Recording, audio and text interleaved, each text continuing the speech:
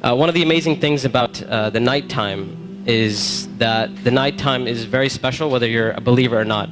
One of the things that psychologists often discuss is that nights are usually considered a spiritual time. So they talk about how usually people are more willing to share and they're usually more in touch with their feelings and their emotions at night. And this is why you see when people go out on dates and stuff like that, when do they usually go out?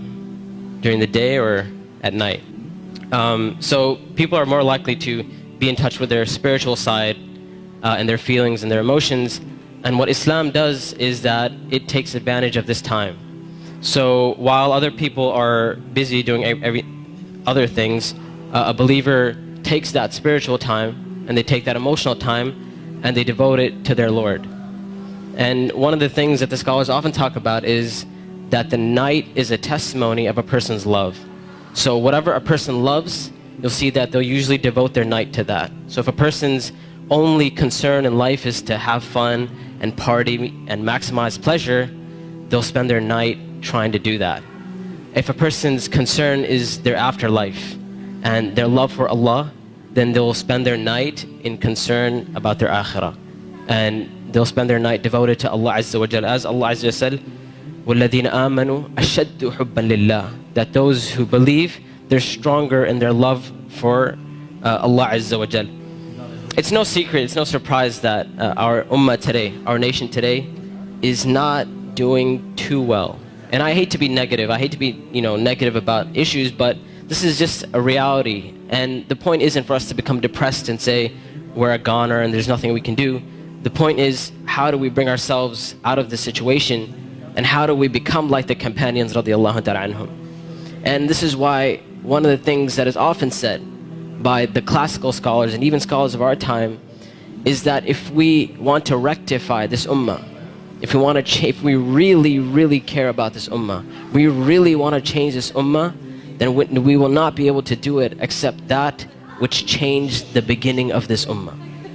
Meaning, if we really care, we really want the ummah to progress. Now we're Muslims living in the West and we care about Muslims in America, and we really want Muslims to be in a better state, then we have to look at the sunnah of the Prophet ﷺ and how the companions did it. And it is in that we're going to find our ummah come to life. And the thing about the companions, like I mentioned, is that what they had and what is missing from our time is that attribute of going above and beyond the bare minimum. Ibn Abbas radiallahu ta'ala anhuma, he says about the companions, he said, I did not see a single companion. He said, I did not see a single companion except that they would take something from the night. Meaning they would pray some type of qiyam al-layl. And one of the most oft questions I get from young people is, you know what, my iman is just not doing too well. Like, I have a dip in my iman and I just don't feel it anymore. Or a lot of times people who start practicing Islam, they'll have this iman high and they're doing really, really well, and then a time will come where they'll be like, it just doesn't feel the same anymore. Or a lot of times reverts and converts will say, when I first became Muslim, it was the most amazing experience of my life, and I want that back.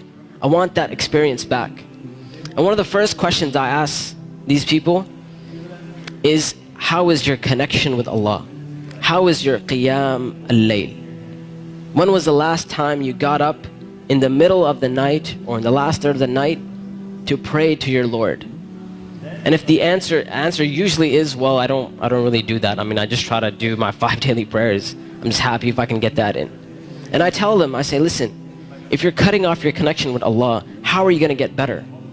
You can't expect your iman to just get fixed all of a sudden on its own. It's not going to happen.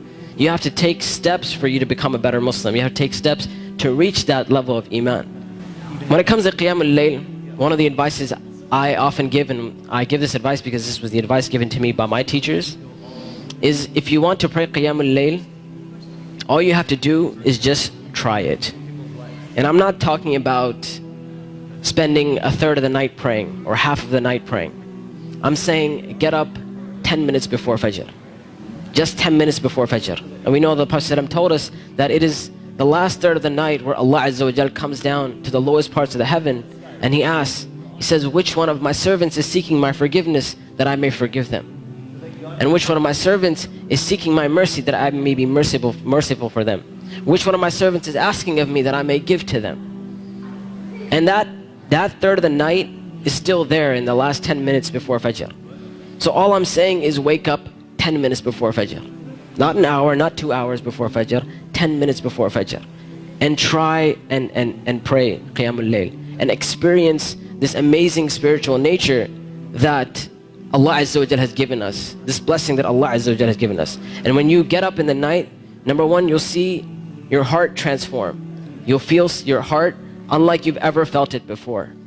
And I know a lot of us, and this is a problem which is very, very common, where we look at Islam and all we see is a bunch of things we have to do. And we're missing that spiritual side of Islam. We're missing that connection with Allah and our Creator. And I tell you that if you're seeking that connection, then get up and pray Qiyamul Layl. You will see your heart transform. You will see this tranquility and peace that Islam is supposed to be.